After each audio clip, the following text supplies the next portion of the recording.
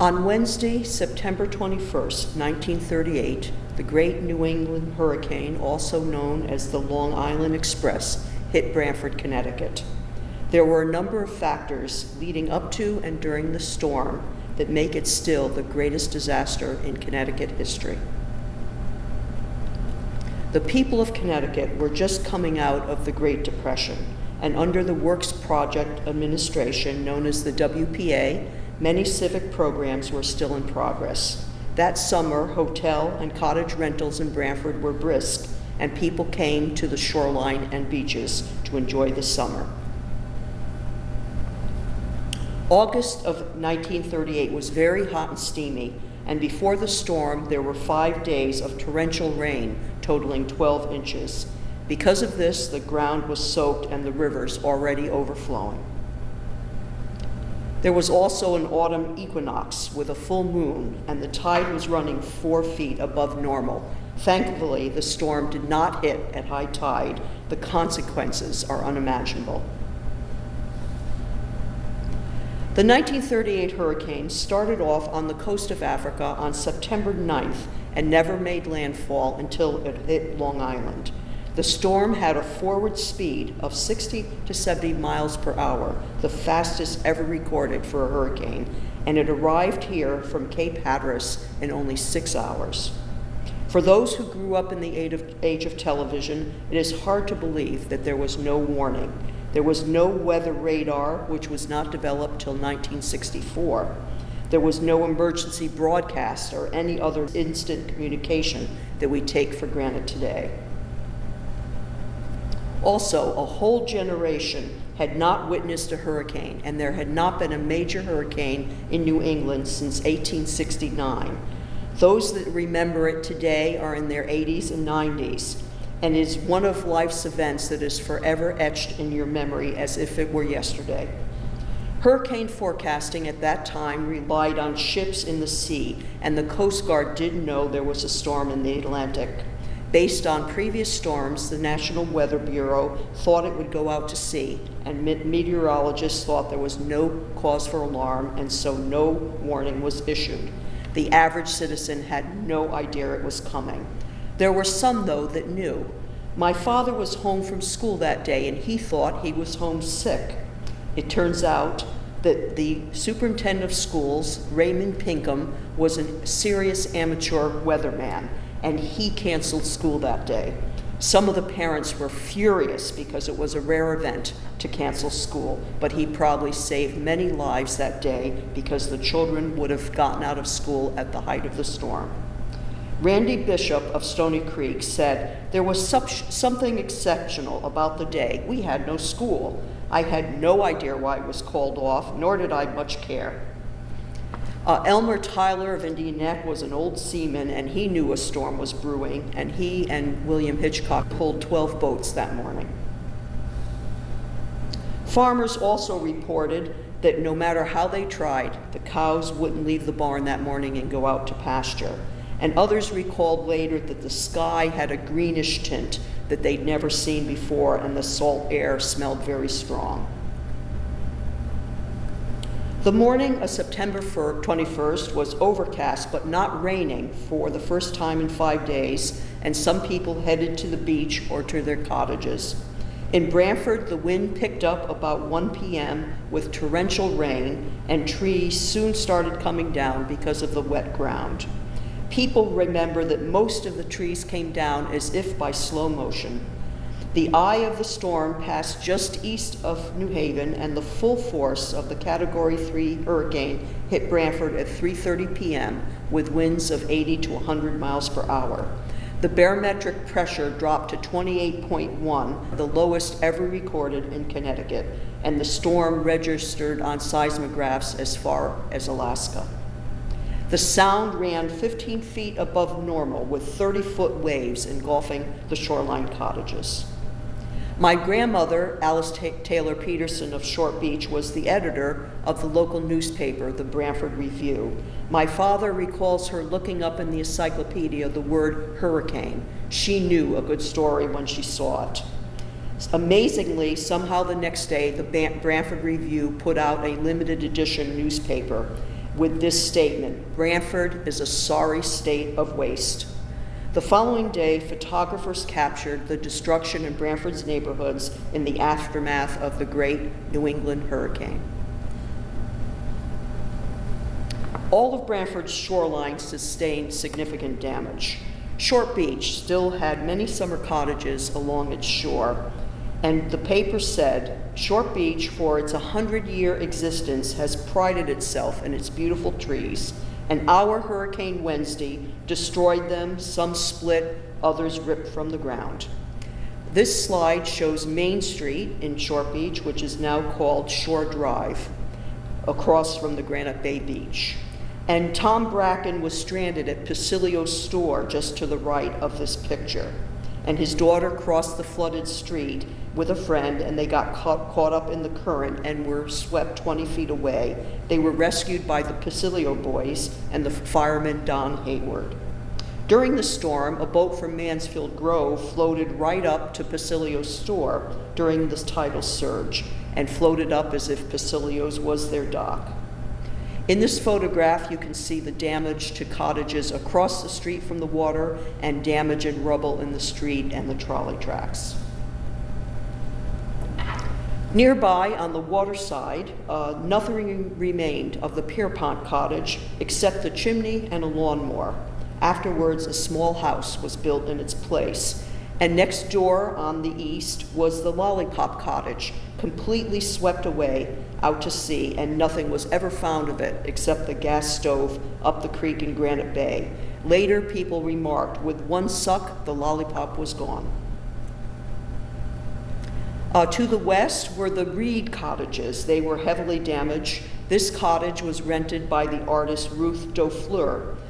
The front porch was gone, as was the garage swept away, and she was evacuated with her mother during the storm. Much of her artwork was destroyed, and one of her paintings that was hanging on the wall was found in Stony Creek. Next door, Mrs. Reardon's garage left its foundation and floated off to East Haven. There was a tremendous amount of debris on Main Street or Shore Drive. There was a trolley, many boats, 3 feet of sand, hot water heaters, abandoned cars, and a piano. Also found was a baby alligator. Harold Fenn had to abandon his car in front of the cottage Gray Gables, just to the west of the previous photo, and had to dig it out the next day with 3 feet of sand. They said the sand was as high as the first floor windows along many of the houses. On Community Beach, the trolley left the track and the trolley tracks collapsed onto the beach. The next high tide was at 10 p.m. and there was further erosion. If it were not for the trolley track ties, no doubt the whole road would have collapsed. It took 2 weeks to fix the trolley tracks.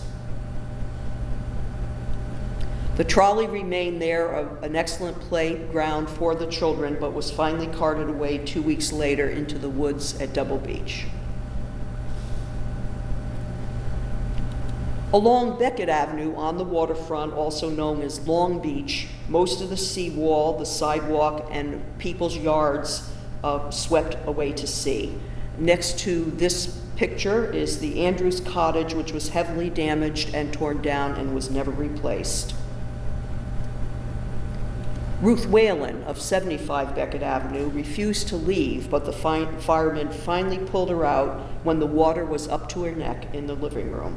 The firemen of Short Beach rescued many people during the storm. The water at the firehouse was the highest anyone could remember, and the engine flooded. They could not get it out. Many shorefront residents took refuge on higher ground, such as the Sibley House at the corner of Taylor Place and Main Street, but soon a huge tree fell on their roof. In this photograph on Beckett Avenue, you will notice the destruction of the yards and also of the seawall. On the water side of Beckett Avenue, Knowlton's house had significant damage and their garage collapsed by a fallen tree onto their touring car. This is one of Branford's famous 1938 hurricane photos, which was syndicated in newspapers across the country. On Bristol Street, 2 blocks up, many small boats floated right up the street, and the Rogerson brothers, who lived on Bristol Street, rescued many people in their rowboat that day. Other people also helped. The Shallots had a key to the First National store, which was in the center of Short Beach, and they opened the store. People took what they needed and left a note for the owner, Mr. Ferguson, of what they owed him. At my family's house on Taylor Place, 70 trees fell on 3 acres, 40 of them across the road. My grandfather was in charge of a group of Short Beach men that cut trees for the next 2 weeks. On Clark Avenue, leading down to Johnson's Beach, there was a tremendous number of trees blown over and some hitting houses. The seawall on Johnson's Beach stood. It did not stand, however, after Hurricane Gloria. The worst hit was along Johnson's Beach, with many large trees falling on the houses. And the Davis cottage had one side of it caved in. Across the street, Johnson's Boat Works, now the Yale Corinthian Sailing Club, had just pulled all the boats for the season, and they were in the yard. Half the roof fell off the boatworks, landing on the newly pulled boats, ruining most of them. The water also ruined much of their machinery and their materials.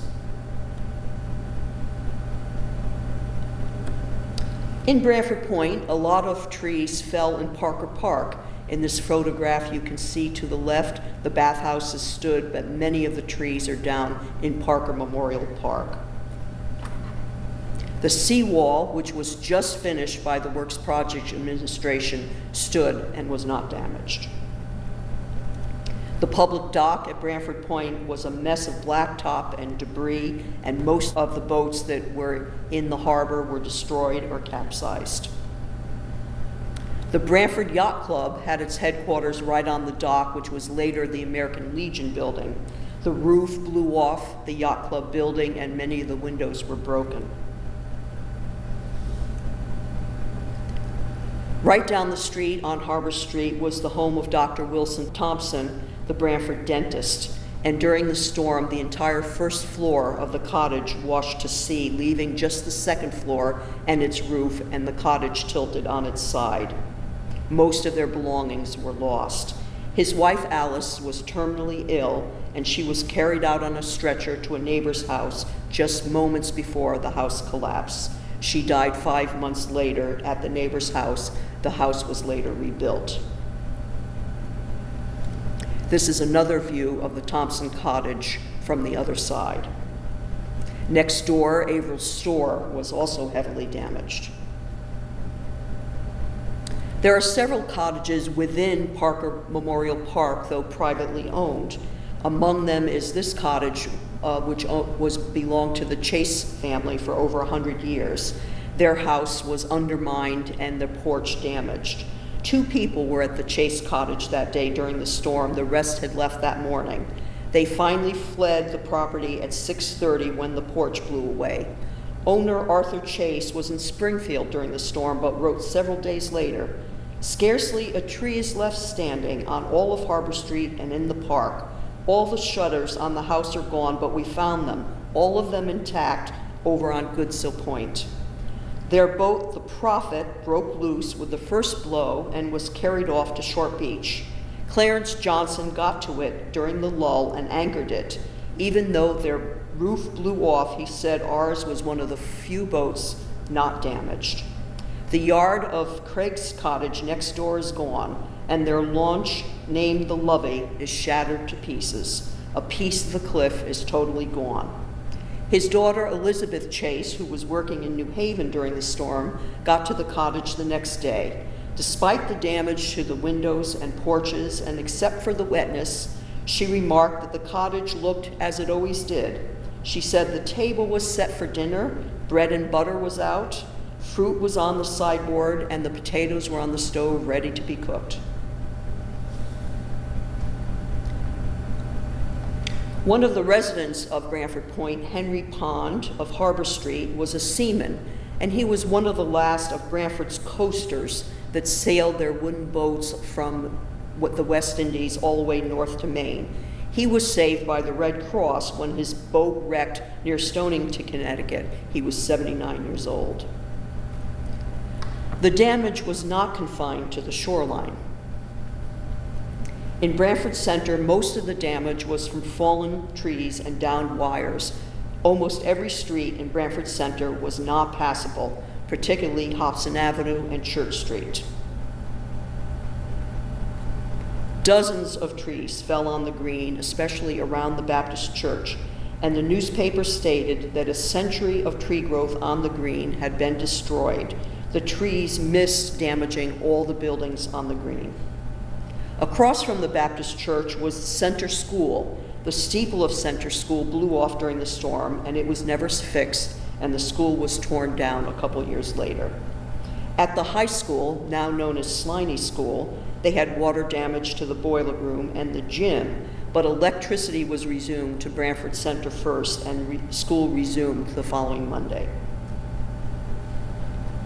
A large elm tree fell down in front of St. Mary's Church, in front of the Branford Movie Theater, and many trees fell on the Tenney property and next door the Blackstone Library property.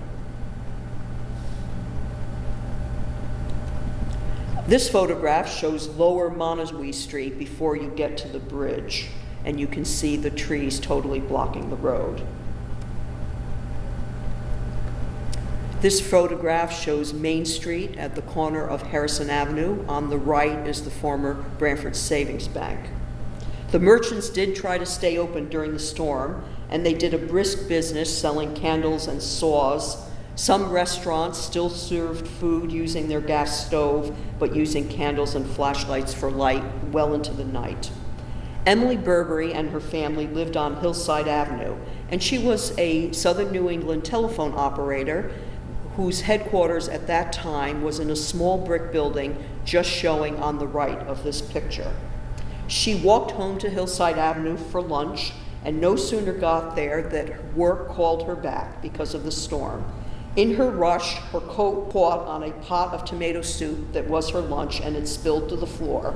By the time she went outdoors, it was so windy she couldn't walk, and the police came by to drive her back to work. Her sisters and brothers had to push her into the car. As the police car drove down the street, a large tree fell just behind them.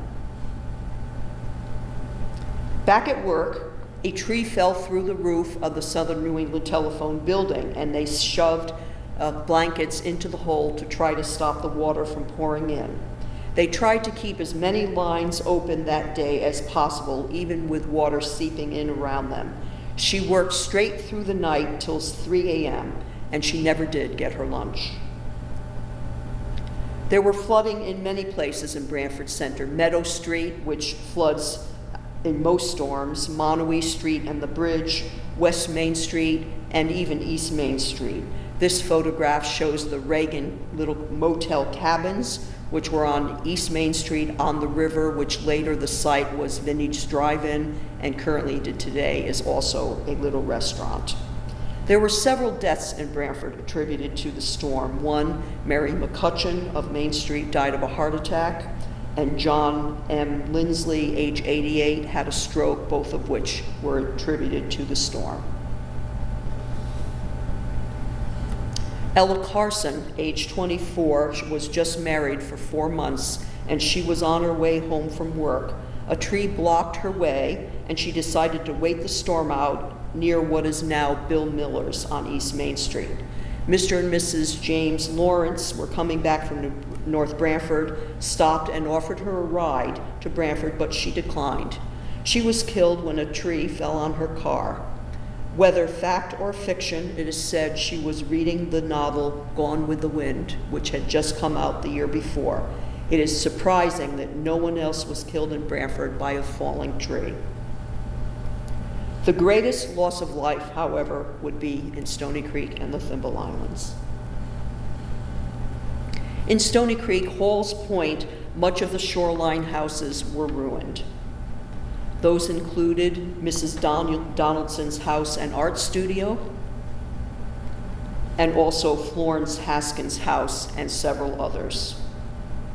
On Hall's Point at West Point was the Mason Clock Cottage, and that was undermined and tilted to its side. The Whalen family owned one of the Thimble Islands, and their boathouse was on West Point. It was destroyed, but they used the wood to build a new house for their granddaughter, Lucy Hall. The Brainerd House, formerly a hotel, lost its willow trees, and many of the windows blew in.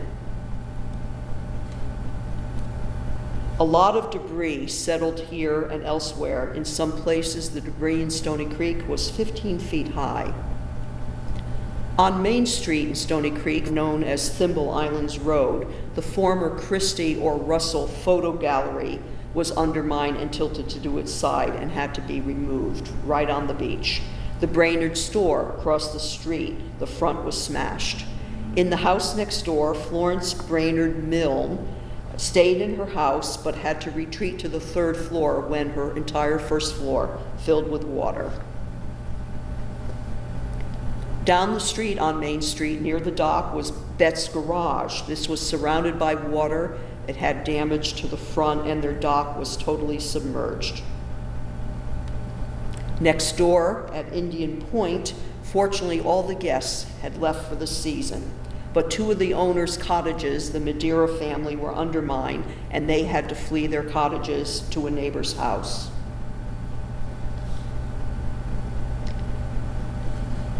Many of the outbuildings at Indian Point were ruined and the property was filled with debris.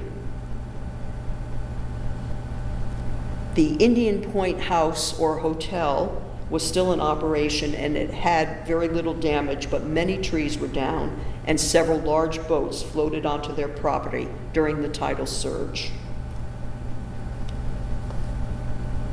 On Thimble Islands Road, across the street from Seaside Hall, the Stony Creek Drum Corps headquarters, Jack Doolittle's tour boat, the Starlight, floated right up the street with hardly any damage during the tidal surge. 3 other large boats also floated in onto Thimble Islands Road.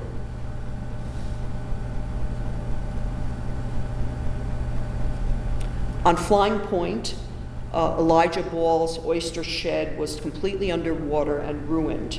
Fred Spencer was an employee of Elijah Ball, and he was on the oyster boat named the Thimble Island during the storm and rode the storm out. He thought it was a cyclone. Also, Claire and Milton Bradley of Thimble Islands Road were lobstermen. They lost everything: 400 lobster pots, their boats, their sheds, and docks. On Flying Point Road, Ted Converse's house had 2 feet of sand in the living room, and they lost many of their possessions, including furniture and silver. The Thimble Island sustained terrible damage and loss of life. Many of the islanders had left for the season, or the loss of life would have been far greater. All the islands had loss of trees, buildings, docks, and boats. It took many years for the islands to recover physically, emotionally, and financially. Some of the topography of the islands was changed forever. Andrews Island is the westernmost island closest to Pine Orchard. The cottage on that island, the first floor, was demolished. Fortunately, no one was there, and a boat from the Trap Rock next door was ruined. It's shown in the picture on the left. On Potato Island, also known as Latson Island, the island was washed clean except the main house. Edith Wheeler Robinson was on her family island, Wheeler's Island, and she said the next day, "We saw the small house from Latson Island sweep by and their 50-foot yacht go sailing by. The water went right through the first floor of their big house and out the other end and almost knocked it off their foundation. The boat and the guest house were swept off the island. The small house floated intact to the shore, but was smashed into pieces when it hit the rocks." On Rogers Island, one of the largest islands in the Thimble Island chain, Captain John J. Phelps was not on the island, as was sometimes reported, but there was a lot of damage by wind, and the long pier on his island washed up onto Governor's Island. The mansion, however, stood. 1.5 acres of his island swept into the sea, along with the beach house and another dock, which ended up in Bayview Park on Main Street in Stony Creek. On East Crib Island, there was a bridge connecting the two little islands that was washed away and never replaced, as were the bridges on Cutton too. Debris from the islands was found 2 miles inland. On Governor's Island, Mrs. Weld and Mrs. Bosenschut were on the island during the storm, but they remained safe and were rescued the next day. The Everson family of Governor's Island left their cottage just the night before, and Val Everson left his Chris craft docked at the Pine Orchard Club. It broke loose during the storm and ended up at Flying Point, the only damage a small hole. Arthur and Adeline Jepson were on their island that day with 3 friends, Mrs. Walter Spicer, Mrs. Harry White, and Mrs. William Wright, all of Bristol, and all would perish that day. At the height of the storm, they waved bed sheets to try to get rescuers' attention from the shore. Alex Robertson and others got in a boat and tried to reach them, but could not make any headway. No one from the shore could save them. Emily Burberry, the telephone operator, was at the office in Branford, and she was probably the last person to talk to the Jepson family. She had them on the phone with the firemen, trying to keep them calm and telling them what to do. Suddenly, the lines went dead. Witnesses say the house split apart, one side went in and then the other. Edith Robinson on Wheeler's Island said, "When I looked out the window, I saw the Ella Jesson's house was gone, and the waves lashing over them and the Lewis Island next door. When I looked again, both islands were bare as the floor. I did not know what happened there until the next morning." Jepson's grandson, Captain Dwight Carter, and his mother Lillian was an only child, and Dwight said that his mother never got over her parents' death. The island remained vacant until Dwight Carter built a new house there in 1980. A wall from Jepson's house was found after the storm on the Stony Creek beach, completely intact with the curtains still on the rod. That L of the house was used for many years as a prop in the Stony Creek Theater. To the left of this picture, Jepson Island is on the right, and to the left is Lewis Island. Lewis Island, also known as Burr or Frisbee Island, both Jepson and Lewis are the closest islands to the shore.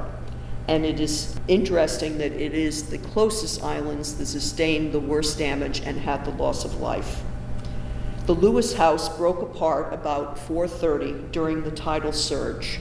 I've mentioned several times the tidal surge. Newspapers reported it was a tidal wave. It was not a tidal wave, but what is called a tidal surge.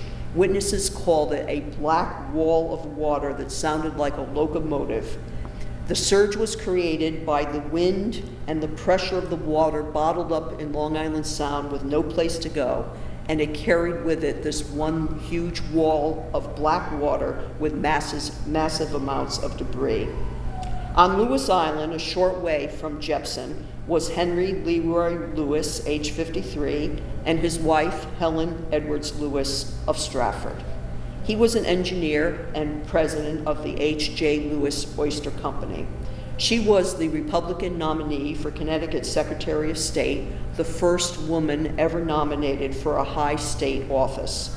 My grandmother knew her, and Mrs. Lewis paved the way for her, Lucy Hammer, Arlene Ryan, Ruth Clark, and other subsequent Branford women legislators. With the Lewises that day was their daughter Kate, age 26. George Bishop of Stony Creek chatted with Mrs. Lewis at Charles and Fanny Baker's A&P store on Main Street that morning. Art Payne was the last person to see the Lewises alive. He was the caretaker of Rogers Island, left Rogers Island about 1 p.m. and stopped at the Lewis Island to check with them on some work they wanted done, and then he headed for home. They declined his offer of a ride back to the mainland. On the 45th anniversary of the 38 hurricane, Kate Lewis Witt wrote her memories of that day. As the storm grew worse, they moved to the second floor. The house jerked and came off its foundation, and they decided to go out on the roof. Kate was immediately thrown in the water, losing her glasses. She was swept to shore by the currents, landing near the Indian Point house, where she was found dazed but all right. She did not float ashore on a mattress, as was reported in the newspapers. It is amazing she survived, as she had on her good coat, which was weighted down by water. Seconds after she fell in the water, the cottage collapsed, with her parents inside. Witnesses say the house shifted on its foundation, filled with water, and broke apart about 4 p.m. The island was swept clean. The bodies of Mr. and Mrs. Lewis were found in the creek the next day. Mrs. Lewis's car was parked at the public dock in front of the Indian Point Hotel and fell into the water early in the storm. The house was never rebuilt. A few others on the Thimble Islands did survive that day. On Belden Island, near Andrews Island, Mary Lewis Rossler of New York, sister of Henry Lewis, was on her island during the storm with Mrs. Sarah Carden Ritchie of Stony Creek. Marjorie had just returned from a week's stay in the hospital and was convalescing. She saw her brother's cottage fall apart. The two women passed the night sitting on top of a piano and kept a kerosene lamp on. They were rescued the next morning. On Elton or Davis Island, a yacht from the Pine Orchard Club ended up on their dock. Their caretaker, Ezekiel Aceto, was out in the Elton's boat named the Charlotte, and he rode the storm out during the storm in the harbor. He saw the Lewis house go by. On Dogfish, the owner was lame and survived by tying himself to the chimney.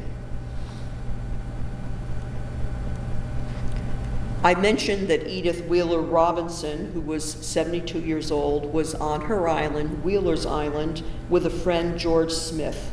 Other family members had left that morning. The island was nearly covered with water. The flagpole broke in half and the gardens were swept clean. Their 60-foot yacht, shown here, called the Pigeon, came off its mooring and almost capsized. She wrote a letter to her daughter a few days later. The dear boat righted itself and finally floated off like a great bird, wounded but stayed upright and settled in the mud near Oyster Point. She saw the houses from Burr, Lewis, and Potato Islands go by. She said the house took a terrible lashing and leaked like a sieve, but stood fast. The only time I wept was when the Pigeon went over. So many happy memories. Somehow I never really thought we were perished. She and George Smith were rescued the next day. Back on shore, the Edgewater cottages on Long Point were totally ruined. Included were two cottages owned by the Bischoff family, and they lay hanging over the seawall. Marjorie Green's cottage was ruined, and nearby Rand's Pier was destroyed. The George Bishop family lived on Buena Vista Road, and Randy Bishop wrote, "From our house, it looked like a scene from a disaster movie. Pieces of roof and walls of houses were floating by at a rapid rate, even the whole gable end of a house, as well as trees, boats, barrels, furniture, all on their way to the marsh." The photographs from Edgewater Court are the most famous of Branford's 38 hurricane photographs and were covered by newspapers across the country. In Pine Orchard, the entire golf course was flooded all around the Pine Orchard Club and spread 1/2 mile in. The clubhouse fared fairly well except for the awnings, which were destroyed. The caddy house was crushed by the wind and a cabin cruiser ran into it. The tennis courts were submerged and boats and other debris filled the property and the golf course. The boat from Elton Island ended up here, as did many others from Stony Creek. To the left of the golf club from the waterside was the Newton House. It was surrounded by water. Appropriately, it is called Waterside Drive. Right down the street was the Pine Orchard Post Office. It stayed open the entire storm, but was surrounded by water. Ray McLean, seen here in the door, saved many people that day in his boat, and they spent the night at his house. People rode to get their mail for the next few days because it took several days for the pooled water to soak into the already saturated ground. The Sheldon House, or Sheldon Hotel, is to the right of the Pine Orchard Club on the waterside up on the cliff. The hotel managed to stay open during the storm and survived fairly well, but the beachside and their bungalows were destroyed. 40 trees fell on the Sheldon House property. Fortunately, most of the guests had left for the season. The beach was a wasteland of crushed bungalows, boats, and debris.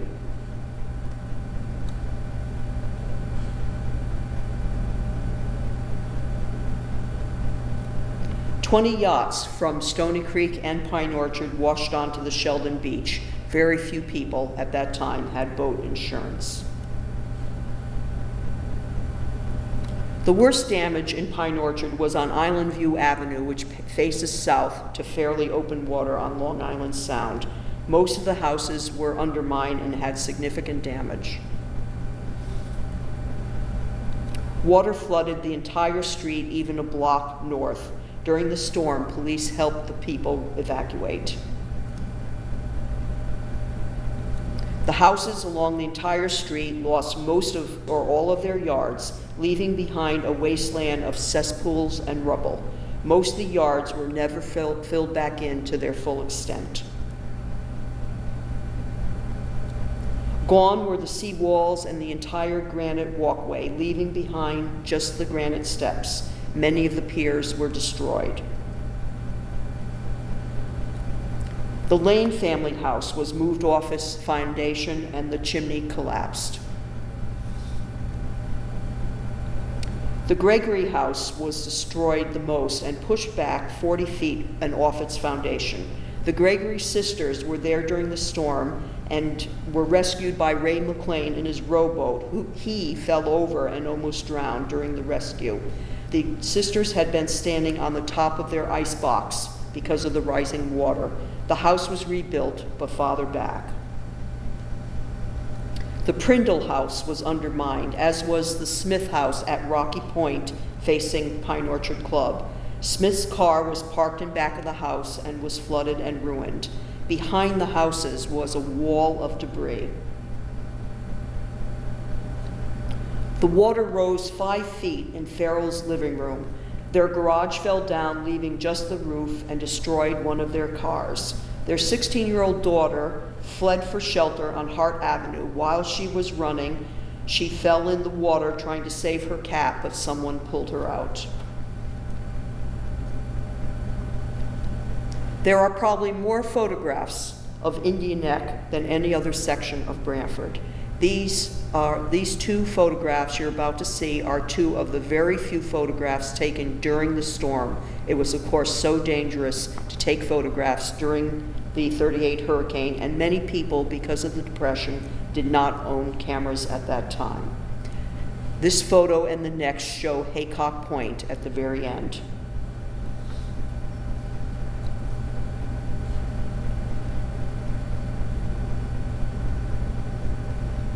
On Linewood Avenue, there was 4 feet of sand the length of the street. All the meadows behind and all the side roads were flooded. On Sybil Creek, the water was very high and covered the road, and the road was undermined, and the houses along it flooded. South Monowese, coming from Branford, was covered with trees, and access to Branford Center for the people of Indian Neck was very difficult for over a week. At the Monowese house, there were no guests there that Wednesday, but the Monowese house lost 300 trees on their property, and only 3 remained standing. Only 1 nicked a small corner of their roof. Rather than waste all that wood, the owners, the Noble family, used the wood to build the Monowese Playhouse. In front of the Monowese house, 40 feet of Linden Avenue caved in. The Burberry men, Emily's brothers, were the caretakers of the Mefford property in Indian Neck. They were down during the storm to check on the Mefford property and had just crossed over Linden Avenue when the road collapsed behind them.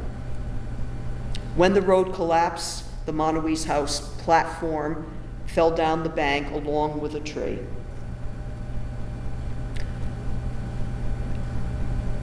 The Monowese house pier and most of its dock was swept away, along with the bathhouses. Some of the wood from the property was used to rebuild the bathhouses. The bathhouses were swept away 2 more times in the 1950s. Farther down Linden Avenue, that part of the road also caved in. Many trees fell on upper Linden Avenue also. Toward that end of Linden Avenue, Miss Hinchcliffe had a little summer store called the Ace. She was at the store during the storm and was rescued by the Brock Hall milkman. The store did survive the storm. At the end of Linden Avenue was the home and shop of Cliff Collins, the fisherman and lobsterman. He and a group of 2 friends were out fishing that Wednesday near Saybrook. Their boat filled with water despite bailing and split apart and sunk, sending them into the water. They fortunately did have life jackets on. Cliff swam for 2 hours and was washed ashore. He walked through briars in his stocking feet and broke into a cottage which was named the Balmy Rest. He soon fell asleep. His friend Simon Etzel, age 49, of New Haven and Indian Neck, was found the next day deceased near Cornfield Point. Another of the party was washed ashore unconscious with a gash on his head, but he survived. The next day, Cliff bought some clothes, contacted the Branford police, and got a ride home with a salesman. During the storm, Cliff's wife, Mildred Collins, was evacuated from their home, and she, of course, did not know whether Cliff had survived. Her story is like so many families separated during the storm, not knowing if their loved ones were safe. Many men were at work in New Haven and elsewhere and made their way home over trees or along the trolley tracks, walking many miles.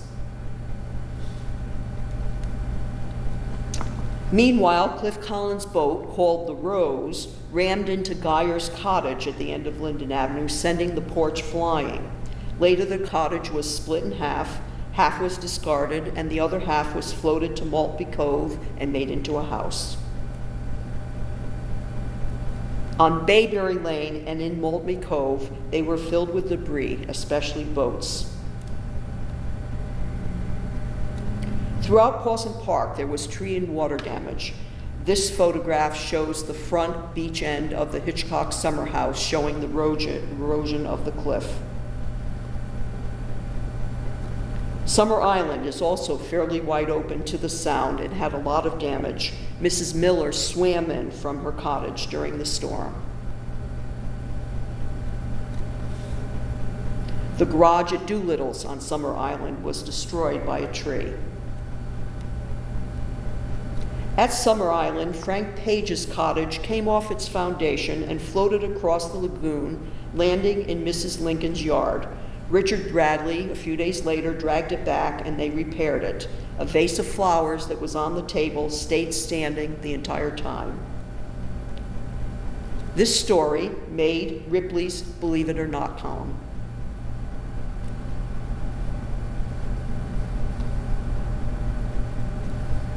Nearby at Sunset Beach had terrific damage. Its faces west and is low-lying with the marsh behind the houses.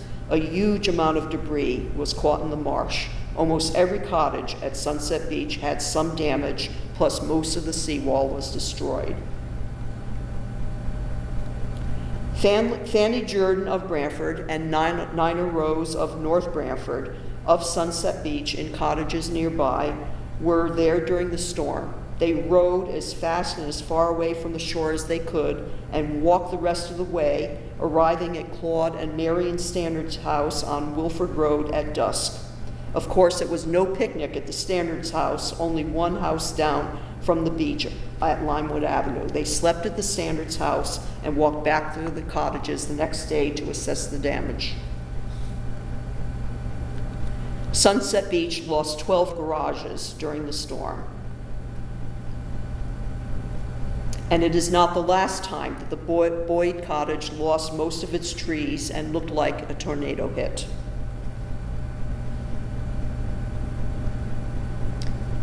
In Branford, the storm subsided about 5 p.m. when the eye came through and people went out to assess the damage. They thought the storm was over. There was never a low tide that day because the water was so high. Shortly after that, the winds picked up again from the southwest at 30 to 40 miles per hour, picking up some of the fallen trees that had already fallen and pushing them back down again in the opposite direction or standing them back upright. It remained windy as dusk fell, and there was another high tide at 10:20 p.m. with large waves, more erosion, and more debris brought to shore. Darkness fell before the impact in Branford could be determined.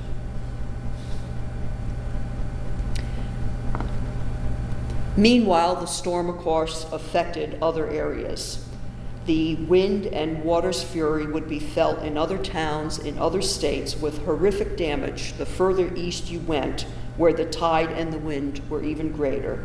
The storm's rain and wind tracked as far north as Quebec. This photograph shows cottages at Clinton Beach, Old Line, Stonington, where the train and the tracks fell into the water. Especially hard hit was New London, not only damage from the wind and water, but they had a fire which destroyed much of their downtown. Rhode Island had the worst damage of any state.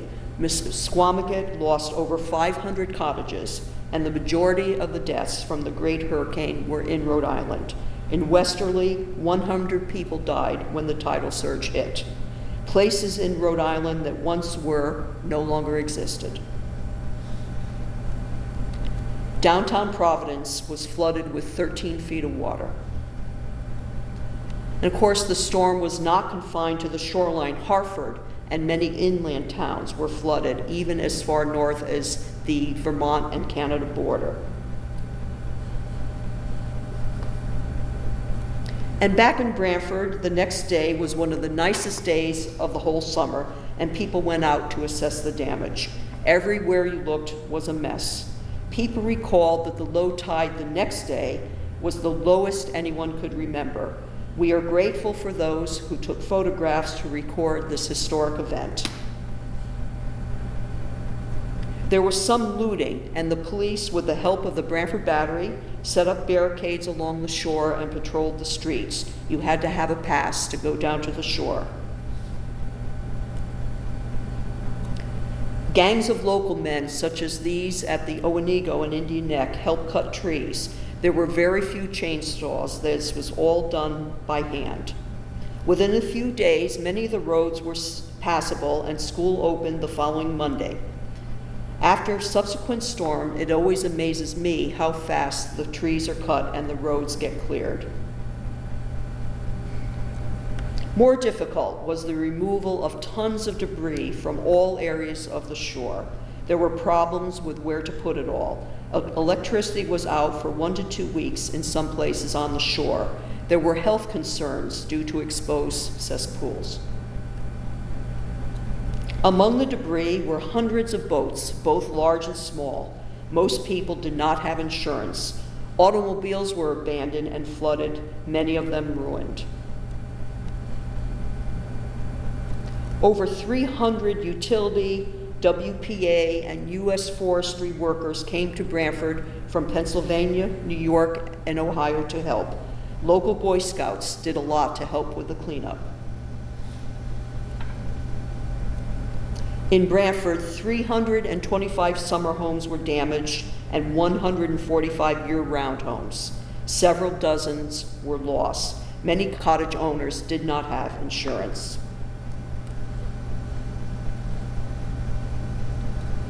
And so there was a sequence of events involving previous rains, timing, wind, water, and the lack of warning that makes the 38 hurricane the greatest natural disaster in Connecticut history. There were immediate and long-term consequences. There was the obvious physical destruction with loss of homes and personal property. 57,000 homes in New England were destroyed. There was $400 million in damage, which today would be $6.5 billion. In some towns, half the grand list was destroyed.